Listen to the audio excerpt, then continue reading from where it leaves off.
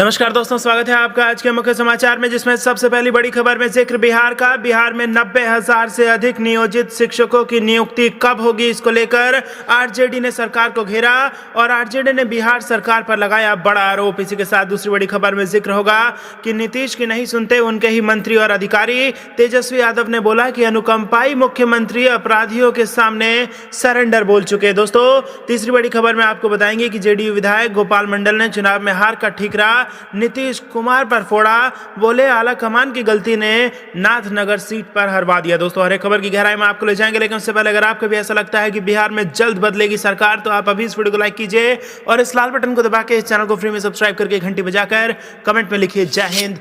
बिहार में 90,000 से अधिक नियोजित शिक्षकों की नियुक्ति कब होगी? आरजेडी ने बिहार सरकार पर लगाया बड़ा आरोप। जी हां दोस्तों, राष्ट्रीय जनता दल ने बिहार सरकार पर आरोप लगाया है कि शिक्षा और शिक्षकों के प्रति सरकार का रवैया ठीक नहीं है। दरअसल सरकार जानबूझकर शिक्षा और शिक्षकों से जुड़े मामले को लटकाए रखना चाहती है। राजद के प्रदेश प्रवक्ता चित्तरंजन गगन ने कहा कि सरकार अपने निर्णयों को लागू करने में टाल मटोल कर रही है। यहाँ तक कि सरकार उच्च न्यायालय के निर्देशों के पालन के प्रति भी गंभीर नहीं दिख रही है। उन्होंने कहा कि प्रदेश में चल रही 90,000 से अधिक नियोजित शिक्षकों की नियुक्ति की प्रक्रिया सरकार जानबूझकर लटकाए हुए हैं। आखिर सरकार काउंसलिंग का शेड्यूल क्यों जारी नहीं कर रही है? दूसरी तरफ शीघ्र नियुक्ति की मांग को लेकर मधुबनी में प्रदर्शन कर रहे अभ्यर्थियों को बर्बरता पूर्वक पीटकर सरकार ने अपना निर्मम रवैया प्रदर्शित किया है। राजद इसकी घोर भर्त्सना करता है। राजद नेता ने कहा कि शिक्षा और शिक्षक के प्रति यदि सरकार की नीयत साफ रहती तो विद्यालय सेवा नियमावली को लागू करने के लिए भी गंभीरता दिखाई पड़ती। राजद प्रवक्ता ने आरोप लगाया है कि सरकार जानबूझकर शिक्षकों से जुड़े मामले को लटकाए रखना चाहती है। प्राथमिक शिक्षकों की नियुक्ति और ऐच्छिक तबादले संबंधी प्रक्रिया यदि शीघ्र पूरी नहीं की गई तो पंचायत चुनाव के नाम पर टालने का एक बहाना मिल जाएगा।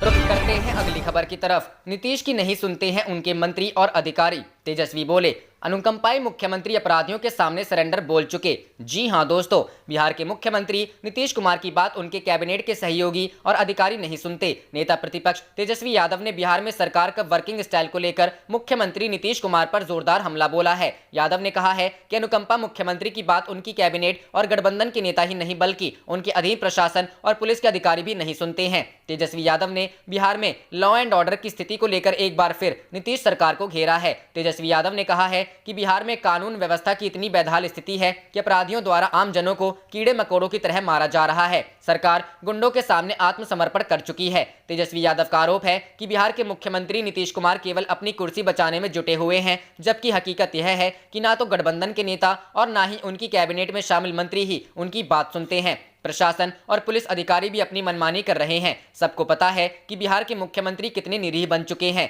इसके पहले तेजस्वी यादव ने रविवार को कृषि कानूनों को लेकर नीतीश सरकार पर सवाल खड़ा किया था। तेजस्वी यादव ने बिहार में 2006 के अंदर एपीएमसी एक्ट खत्म किए जाने के बाद किसानों की स्थिति नहीं सुधरने को लेकर राज्य सरकार पर निशाना साधा था। तेजस्वी यादव ने पूछा था कि 14 साल गुजर जाने के बावजूद अब तक बिहार के किसानों की स्थिति क्यों नहीं सुधरी। अगर एपीएमसी एक्ट खत्म किए जाने के बाद बिहार में बदलाव नहीं हुआ तो नए कृषि कानूनों की वकालत क्यों की जा रही है।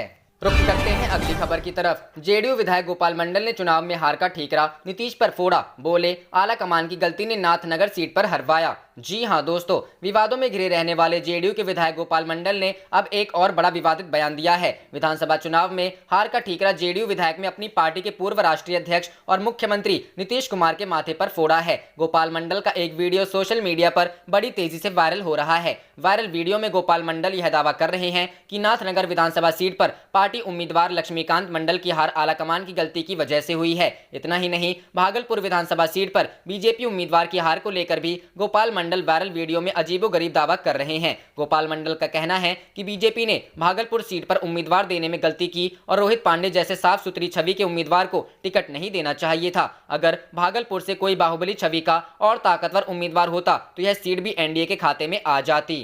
रुख करते हैं अगली खबर की तरफ। वैक्सीन को लेकर बाबा रामदेव का बड़ा बयान। कहा मैं वैक्सीन नहीं लगवाऊंगा। जी हां दोस्तों, कोरोना वैक्सीन के इंतजार खत्म होने के साथ इसे न लगवाने की घोषणा कर नया विवाद खड़ा करने वाले में योग गुरु बाबा रामदेव भी शामिल हो गए हैं। उन्होंने कोरोना वैक्सीन नहीं लगवाने की घोषणा की है। हालांकि उन्होंने वैक्सीन का स्वागत तो किया है, पर कहा कि वह ऐसा इसलिए नहीं करेंगे कि उन्हें वैक्सीन से डर लगता है, बल्कि इसलिए कि उन्हें योग आयुर्वेद पर ध्यान पूरा भरोसा है। उन्होंने कहा कि देश में अगर कोरोना से ठीक होने वालों की संख्या ज्यादा है तो इसमें सबसे ज्यादा योगदान योग व गिलोय का है। उन्होंने लोगों से भी योग करने का आग्रह करते हुए कहा कहा कि लोगों ने अपने शरीर का कबाड़ा कर रखा है, रोग प्रतिरोधक क्षमता कम है, इसे बढ़ाने पर जोर दिया जाना चाहिए क्योंकि वैक्सीन ज्यादा समय तक शरीर में प्रभावी नहीं रहेगी। वह दिल्ली के एक होटल में आयोजित एकल अभियान के कार्यक्रम एकल के राम में विशिष्ट अतिथि के तौर पर पहुंचे थे। बता दें कि कोरोना वैक्सीन पर सवाल उठाने वालों में सपा मुखिया व उत्तर प्रदेश के पूर्व मुख्यमंत्री अखिलेश यादव के साथ कांग्रेस पार्टी के वरिष्ठ नेता जयराम रमेश व शशि थरूर समेत कुछ अन्य हैं।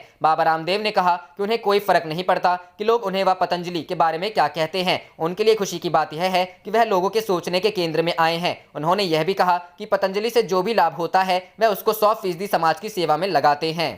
रुक करते हैं अगली खबर की तरफ। जेडीयू विधायक ने कहा एमएलए एमपी बनने के लिए दबंग होना जरूरी, जिसे मैंने बोला लोगों ने उसे ही वोट दिया। जी हां दोस्तों, गोपालपुर विधायक गोपाल मंडल एक बार फिर अपने बयान को लेकर विवादों में हैं। गोपाल का एक वीडियो सोशल मीडिया में वायरल हो रहा है। इस वीडियो में वे कह रहे हैं कि चुनाव जीतने के लिए दबंग होना जरूरी है। मंडल ने कहा कि नाथनगर की सीट आला कमान की गलती के कारण हार गए, जबकि भागलपुर में भाजपा के रोहित पांडे इसलिए चुनाव हार गए क्योंकि वह दबंग नहीं है। गोपाल मंडल ने भाजपा के भागलपुर से प्रत्याशी रहे रोहित पांडे पर कई निजी टिप्पणी की। उन्होंने कहा प्रधानमंत्री ने कह दिया तो पांडे को लगा कि वह जीत गए। एमएलए एमपी बनने के लिए मसल्स होना चाहिए, कुछ नहीं था, मुंह में बोली नहीं थी, हमको टोका तक नहीं, इसलिए उनका प्रचार नहीं किया। जिसका प्रचार किया वे सब जीते। कहलगांव में पवन यादव का, पीर पैती में लल्लन पासवान का, भीपुर में इंजीनियर शैलेंद्र का, सुल्तानगंज में ललित मंडल का, सब जीते। गोपाल का विवादों से रहा पुराना नाता है। उनके ऐसे कई विवादित वीडियो पहले भी वायरल हो चुके हैं। वे जमीन को लेकर भी विवादों में रहे हैं। कभी विद्युत विभाग के डीवीसी कॉलोनी स्थित गेस्ट हाउस पर कब्जा, हाउसिंग बोर्ड कॉलोनी के आवासीय परिसर पर कब्जा, वहां मजदूरों को बसाने के लिए कब्जा कराने जैसे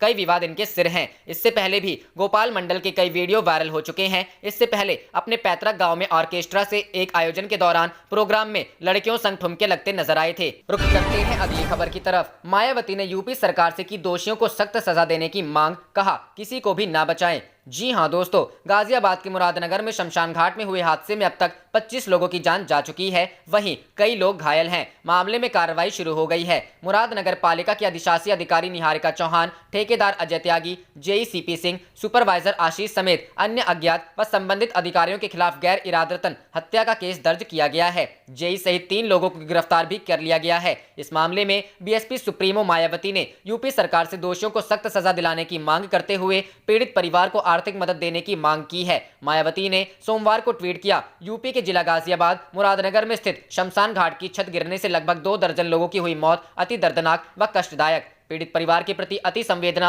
व कुदरत इन्हें इस दुख को सहन करने की शक्ति दे। साथ ही यूपी सरकार इस घटना की सही व समय से जांच करा के इसके दोषियों को सख्त सजा जरूर दिलाए, अर्थात किसी को भी ना बचाए तथा पीड़ित परिवार को उचित आर्थिक मदद भी जरूर करे। बीएसपी की है मांग। रविवार की सुबह बम्बा शमशान घाट पर कई लोग एक अंतिम संस्कार में शामिल होने पहुंचे थे। इसी दौरान बारिश शुरू हुई और लोग गलियारे में खड़े हो गए। इसी दौरान नवनिर्मित गलियारे का लैंटर भरभरा कर गिर गया। हादसे में अब तक 25 लोगों की मौत हो चुकी है। करते हैं अगली खबर की तरफ। जेडीयू में विद्रोह के हालात। श्याम रजक बोले, अगर मेरा मोबाइल खुला तो भूकंप आएगा। जेडीयू के 28 विधायक आकर तेजस्वी सरकार बनाएंगे। जी हां दोस्तों, क्या वाकई जेडीयू में विद्रोह के हालत उत्पन्न हो गए हैं? आरजेडी नेता और पूर्व मंत्री श्याम रजक ने आज फिर विस्फोटक बयान दिया है। श्याम रजक ने फर्स्ट बिहार से बात करते हुए दावा किया कि अगर वे अपने मोबाइल का रिकॉर्ड दिखा दें तो बिहार में सियासी भूकंप आ जाएगा। कोई मुकालते में ना रहें। जेडीयू के 17 नहीं 21 विधायक आरजेडी के संपर्क में हैं। फर्स्ट बिहार से एक्सक्लूसिव बातचीत में श्याम रजक ने कहा कि जेडीयू में विद्रोह की स्थिति लगातार बढ़ती जा रही है। आरजेडी ने किसी विधायक को ऑफर नहीं दिया है, बल्कि जेडीयू के विधायक खुद संपर्क में हैं। कितने विधायक और कौन कौन से विधायक क्या सब कह रहे हैं ये नीतीश जी जान जाएंगे तो उनके पैरों तले से जमीन खिसक जाएगी। जेडीयू विधायक जान रहे हैं कि नीतीश कुमार का जनाधार खत्म हो गया है और बीजेपी बिहार सरकार को चला रही है। जेडीयू की डूबती नैया पर कौन सवारी करना चाहेगा? श्याम रजक ने कहा कि अगर उनका मोबाइल खुल जाएगा तो भूकंप आ जाएगा। 3 दिन पहले उन्होंने 17 जेडीयू विधायकों के आरजेडी के संपर्क में होने का दावा किया था। उनकी संख्या लगातार बढ़ रही है, लेकिन आरजेडी अपनी ओर से कोई पहल नहीं कर रही है। जेडीयू के विधायकों को कह दिया गया है कि वे पहले आपस में बात कर लें। जेडीयू के 28 विधायक आए और तेजस्वी यादव के नेतृत्व में आस्था जताएं, तभी आरजेडी स्वीकार करेगी। श्याम रजक ने दावा किया कि वो दिन जल्द ही आने वाला है। नीतीश जी थोड़ा इंतजार कर ले। रुख करते हैं अगली खबर की तरफ। आरजेडी की पीएम मोदी से अपील, किसान आंदोलन को बदनाम करने के अभियान पर रोक लगाएं। जी हां दोस्तों, राजद के वरिष्ठ नेता व पूर्व मंत्री शिवानंद तिवारी ने प्रधानमंत्री नरेंद्र मोदी से अनुरोध किया है कि वे किसान आंदोलन को बदनाम करने के अभियान पर रोक लगाएं। कहा कि लोकतंत्र को तानाशाही मानसिकता और मिजाज से नहीं चलाया जा सकता है। सरकार को चाहिए कि वह लोकतांत्रिक मिजाज का परिचय दे और किसान कानून को वापस लेकर सबको भरोसा में लेकर नए ढंग से इस दिशा में आगे बढ़े। रविवार को जारी बयान में शिवानंद ने कहा कि किसानों ने 26 जनवरी तक का अपना कार्यक्रम घोषित कर दिया है। 27 नवंबर से किसान संगठन पुलिस द्वारा रोके जाने के बाद दिल्ली की सीमा पर डेरा डाले हुए हैं। उन रास्तों से दिल्ली का आवागमन बंद है। आंदोलन के समर्थन में अब तक 2 लोगों ने आत्महत्या कर ली है तो लगभग 50 आंदोलनकारी मौत के शिकार हो चुके हैं। कठोर मौसम भी किसानों की संकल्प शक्ति को डिगा नहीं पाया है। राजद नेता ने कहा कि आजादी के बाद देश में ऐसा आंदोलन देखा नहीं गया था। अभी तक आंदोलन में ऐसी कोई चूक नहीं हुई है जिससे किसी को उस पर उंगली उठाने का मौका मिल सके। दूसरी ओर सरकार ने इसे प्रतिष्ठा का सवाल बना लिया है। संवैधानिक व्यवस्था के अनुसार कृषि का क्षेत्र राज्यों की अधिकार सूची में आता है, लेकिन राज्य सरकारों से किसी प्रकार का राय मशवरा इस कानून के बनाने के पहले नहीं ली गई। आप देख रहे थे आपका अपना चैनल जय हिंद जय भारत।